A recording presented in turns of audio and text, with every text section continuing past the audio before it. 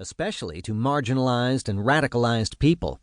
There's also the history of the fledgling industry's struggle for acceptance. Not too long ago, cannabis businesses were very rare. Finding bongs and pipes was problematic, and there were no public dispensaries beyond a very tiny number of West Coast jurisdictions serving medical marijuana patients. Thanks to decades of constant activism, advocacy, and political lobbying, laws and society have been slowly evolving to allow for the growth of many cannabis-related industries. My husband, Mark Emery, was one of those early pioneers in the 1990s and the only business-focused activist in the movement. He promoted capitalism and enterprise to finance political advocacy, selling banned books and magazines like High Times, and opening head shops to sell bongs, pipes, vaporizers, and other illicit paraphernalia. He published Cannabis Culture magazine and Pot TV, and sold seeds over the counter and through the mail to the United States and worldwide. The seed money raised went right back to political law reform, and that's why so many supporters patronized his business. They knew his company was giving back to the community and cause. There were, and still are, risks involved in the ever-changing cannabis industry. Millions of cannabis consumers, advocates, and entrepreneurs have been charged and jailed for cannabis-related crimes.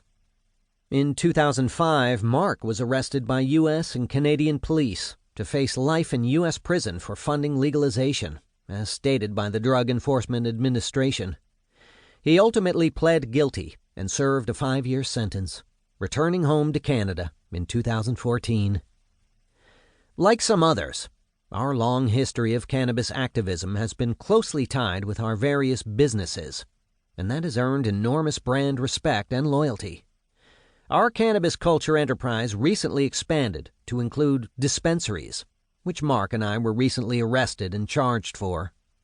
Long-established brands and businesses are rare, especially because the massive, deeply entrenched, and long-established community has been forced to stay in the shadows of prohibition for so long.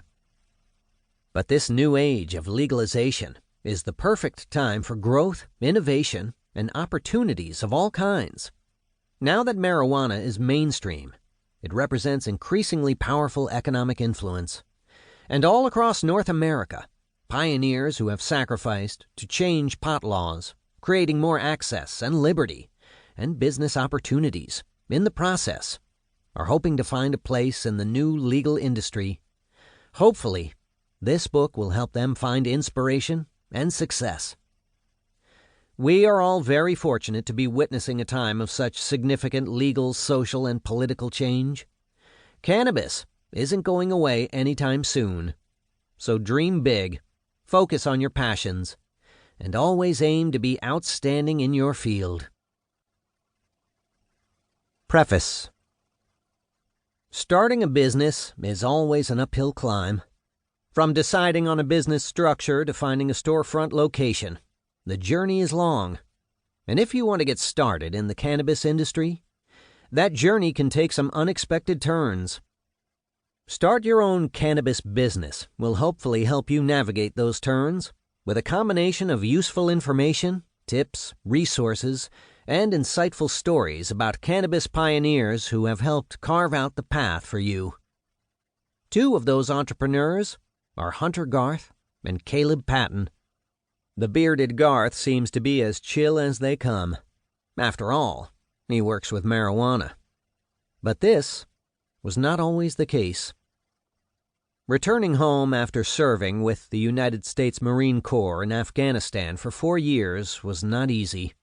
Readapting to civilian life was not easy. And as you might imagine, overcoming the trauma of war was not easy. Is it ever? During my life in deployment, I was hyper-exposed to trauma, but I really negated it all, telling myself that it was not that bad. I really took a tough guy approach while I was in the Marine Corps, Garth reveals. However, coming back home was a whole other issue. He could no longer live in denial. My deployment had pretty extensive consequences. During my transitional period, I was not thinking right. I was not sleeping well.